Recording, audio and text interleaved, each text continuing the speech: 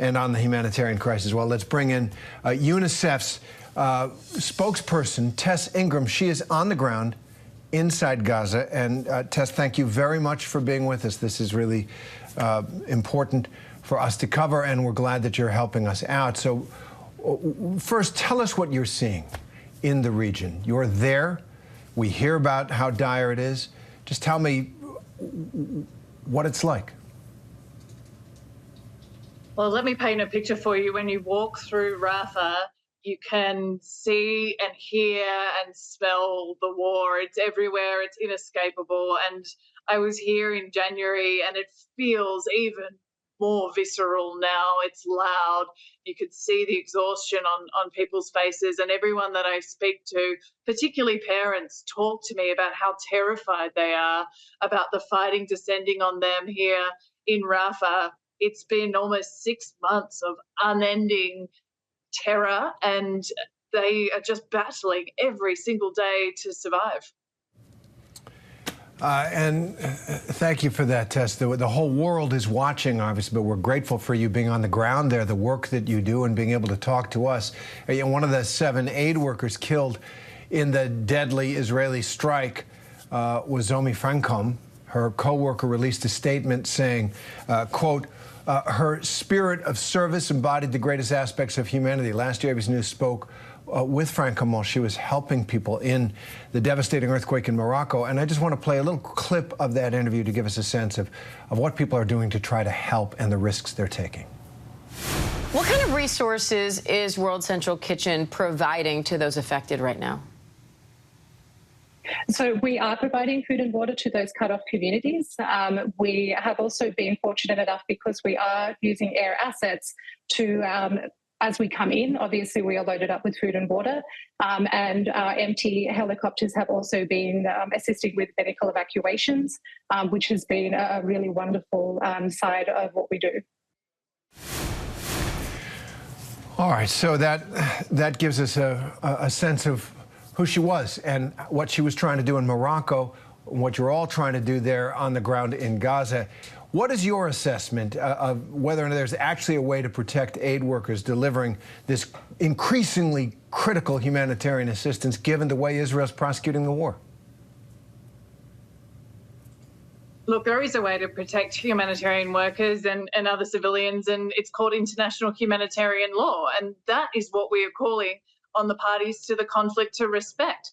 There's a system in place, and World Central Kitchen mentioned this in their statement on Tuesday. It's called coordination. And when we as humanitarian aid workers anywhere in the world in a conflict zone want to go on a mission, what we do is we say, hi, parties to the conflict, we want to go here to do this at this time. And they either tell us it's not possible, or they facilitate that mission with a safety assurance. Now, World Central Kitchen says their mission was coordinated, and yet this happens. And it's another example in a series of examples. We've lost almost 200 humanitarian workers since October. That demonstrates to us that this system is broken in the Gaza Strip, and it works elsewhere, so we need to fix it here. And it does sound like the United States is bringing some pressure to try to get Israel closer to the standards of behavior that you've just described when it comes to aid workers. I understand that you've also visited the Al-Aqsa hospital. There several journalists were injured there a few days ago. Well, what's the scene like there? What's the condition like? What is working there like? I honestly was shocked by what I saw today. I expected to see tragedy like I've seen at other hospitals in the Gaza Strip, but it was so crowded. There were so many injuries. And on top of that, so many malnourished children.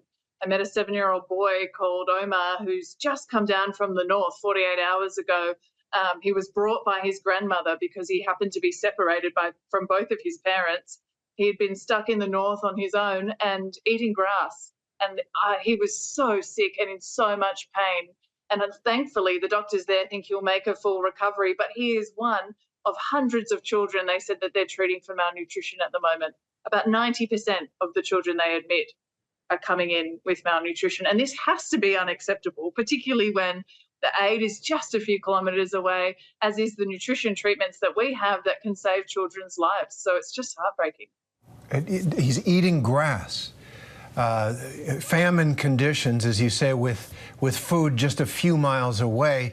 The United States now saying that there is no higher priority for the United States than getting aid to the needy.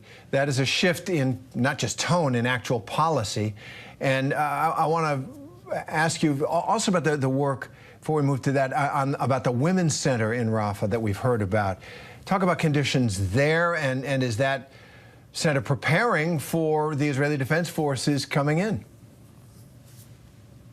Yeah, this is a place that I visited yesterday, and it was actually my second time there. I was also there in January, and it's a beautiful place because you can see on the screen here, there's recreational activities that are run for children. We were playing, we were making craft, and amid the horror of war, seeing these kids laugh and have a moment of just being a child is so welcome. But the mothers in this women's centre, they're really struggling and they're scared. They have heard the news that a ground offensive could be imminent in Rafah. And I met one mother, Isra, again after meeting her in January, and just in that 9-week period, I can see that her mental health has deteriorated. She had hope then, and she doesn't now. She said to me, we've reached a stage of despair, thinking that we won't get out of what's happening. I'm so scared. It's what she said to me yesterday. And she's got 8 children in her care, including 5 orphans. My goodness. Tess Ingram of UNICEF, we want to thank you for being with us. We want to thank you for the work that you do and all the aid workers do. We hope and pray conditions improve. We pray for peace. Thank you very much, Tess. Good luck. Thank you. Hi, everyone. George Stephanopoulos here. Thanks for checking out the ABC News YouTube channel. If you'd like to get more videos, show highlights, and watch live event coverage, click on the right over here to subscribe to our channel. And don't forget to download the ABC News app for breaking news alerts. Thanks for watching.